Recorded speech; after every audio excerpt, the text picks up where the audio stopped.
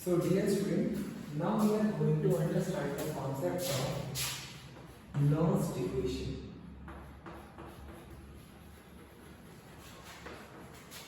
Most important question for class 12. Nernst equation का significance क्या है? जैसे एक रिएक्शन का हाफ शेल लिखा हुआ है Zn+2, ऐसे ब्रैकेट C+2, फिर लिखा हुआ है C। बहुत अच्छे से समझने की जरूरत है। हमसे क्या पूछा जाता है, क्वेश्चन में गिवन होगा, जैसे लिखा है Zn के +2 के जस्ट बगल में मोलैरिटी गिवन है, कितनी 0.001, ठीक है। अब ऐसे ही मोलैरिटी गिवन होगी Cu+2 की, मान लीजिए गिवन है 0.0001 एंड फाइन। ये हम लोग का क्वेश्चन है, क्या है, find the E0 for sale using Nernst equation. Fine. अब इस बात को समझना है कि कैसे रिजॉल्व करना है।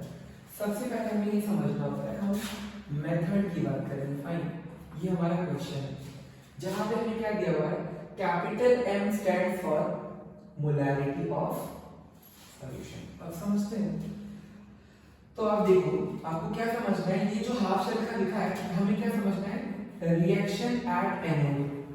अब जिंक जो है, अगर हम रिएक्टिविटी सीरीज की बात करें ना, तो जिंक कॉपर से ज्यादा रिएक्टिव होता है। फाइन, जब जिंक ज्यादा रिएक्टिव है तो हम क्या करते हैं, इसका लॉजिक लिखते हैं, एनोड वो टर्मिनल होता है जहां पे ऑक्सीडेशन होता है। ऑक्सीडेशन क्या होता है, जैसे एक मेटल है, जब वो ग्राउंड स्टेज में होता है ना, तो उसका चार्ज क्या होता है, जीरो होता है। क्यों? क्योंकि जो उसके पास इलेक्ट्रॉन्स हैं वो बाउंडेड हैं, अभी वो फ्री नहीं है, एक्साइटेड नहीं, अभी ग्राउंड स्टेज में। तो हमें क्या करना पड़ेगा, एक्सटर्नल एनर्जी देनी पड़ेगी ताकि वो एक्साइटेड स्टेज में जाए। अभी हम जब एमओनी डिस्कस करेंगे ना, तो हमें ये पता चलेगा कि हम एक्साइटेशन देते हैं तो एंटी बॉन्डिंग सब्सटेंस में वो इलेक्ट्रॉन जाता है, और जिसे हम लोग कहते हैं एक्साइटेड इलेक्ट्रॉन। राइट, तो एनोड वो टर्मिनल होता है जहां पर हम ऑक्सीडेशन का ऑब्जर्वेशन देखते हैं। ठीक, देखते हैं क्या होता है। तो जैसे यहाँ पे क्या है, जिंक लिखा है, तो हम यहाँ पे लिखेंगे ऑक्सीडेशन एट एनोड। ये हमारा लॉजिक है। इसका मीनिंग क्या होता है, जो टर्मिनल जहां पे ऑक्सीडेशन हम ऑब्जर्वेशन में देखते हैं उसे हम क्या बोलते हैं, एनोड। तो इस कंपेयर कर लिया रिएक्टिविटी सीरीज में, जिंक ज्यादा रिएक्टिव है कॉपर के रेस्पेक्ट में, तो हम लोग क्या करने वाले हैं, यहाँ पे लिखेंगे जिंक। तो जिंक कैसा है, सॉलिड स्टेट में है, तो जब सॉलिड स्टेट में है तो पावर कितनी है, 0 है, सॉर्टेड ही बात।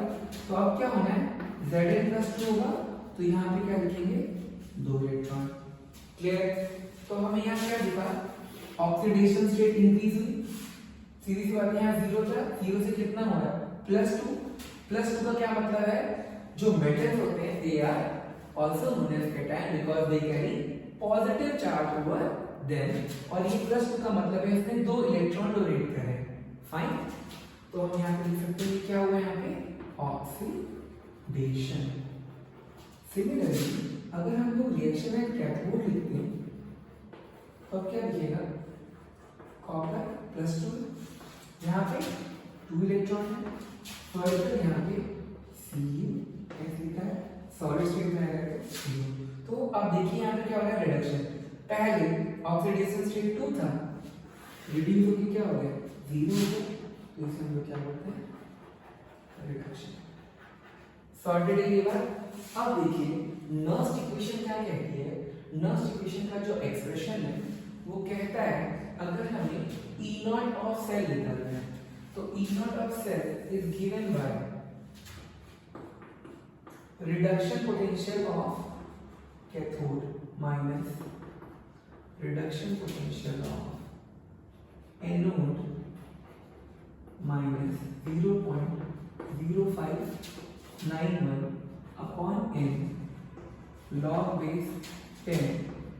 अब देखिए इस केस में कैसा सिचुएशन है, जो ज्यादा रिएक्टिव आए हैं ये कौन है, Zn+2 है with respect to least reactive. तो अब हमें क्या करना है, इसी इक्वेशन का नाम है नर्स्ट इक्वेशन। अब हमें क्या करना है, नॉर्मल सब्स्टिट्यूशन करना है। फाइन, जब नॉर्मल सब्स्टिट्यूशन करेंगे तो हमें यहाँ पे इसका मोलैरिटी कितना गिवन है, दिस वन, इसकी मोलैरिटी कितनी है, दिस वन। यहाँ पे ये सब्स्टिट्यूट करेंगे, रिजॉल्व करेंगे, जो आएगा उसे हम लोग बोलते हैं E नॉट ऑफ सेल। ठीक, क्या बोलते हैं, स्टैंडर्ड इलेक्ट्रोड पोटेंशियल। समझ लेते हैं हम क्या करना है, ठीक है, बहुत अच्छा। ठीक, अब देखिए वैल्यू सब्स्टिट्यूट करनी है हमें।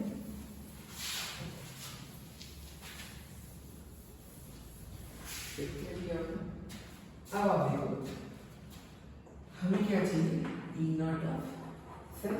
तो ये जो पार्ट है ये आपको क्वेश्चन में गिवन होगा, ठीक है।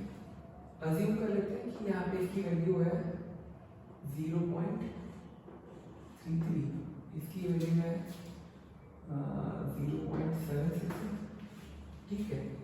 अब क्या है, यहाँ पे हमें ये जो हम लोग ने रिएक्शन एट एनोडर कैथोड लिखा था, तो वहाँ पे हमें आप देखो यहाँ पे चार्ज दोनों का सेम है कि नहीं, +2 है।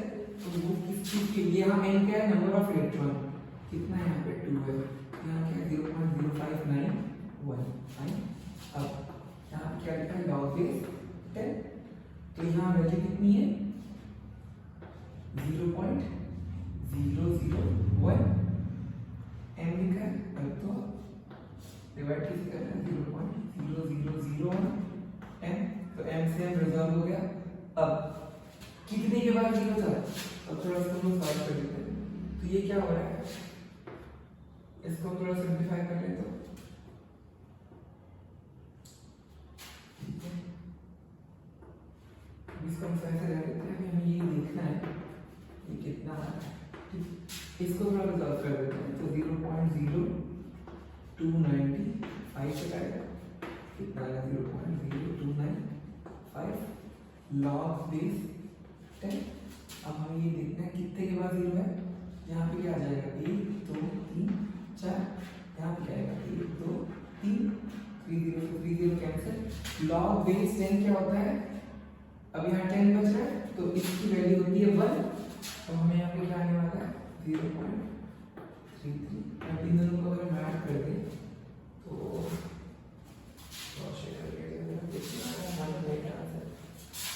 ठीक है, इस बात को समझ में आता है, जो देख लेते हैं लास्ट तक क्या है, क्वेश्चन बचा हमारा।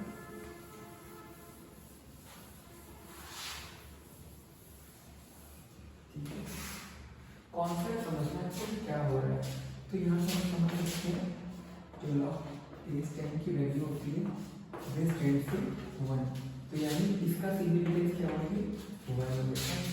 तो हम यहाँ ये रिजॉल्व कर रहे हैं, तो कितना है 0.76 माइनस 0.0295, तो यानी यहाँ पे समझ में आ गया क्या करना है, यहाँ पे ऐसे लिखा हुआ तो 5987 देन माइनस में तो ये कितना लिखा हुआ है 0.33 है, ठीक। तो अगर मैं माइनस कर दूं व्हिच मींस अगर मैं इस तरह से कर दूं 0.33 है, ठीक। तो यानी यहाँ क्या लिखा है 0 0, यहाँ पे 5, यहाँ पे 9, यहाँ पे 5 और यहाँ पे 4, ठीक है। तो रिजॉल्व करने में हमें क्या मिला है, तो ग्रेटर साइन किसका है, तो minus 0.45। This is the way it is being calculated. So dear student, practice more and more, और आपको जिस भी कॉन्सेप्ट में प्रॉब्लम है आप कमेंट सेक्शन में उस टॉपिक का नाम लिखो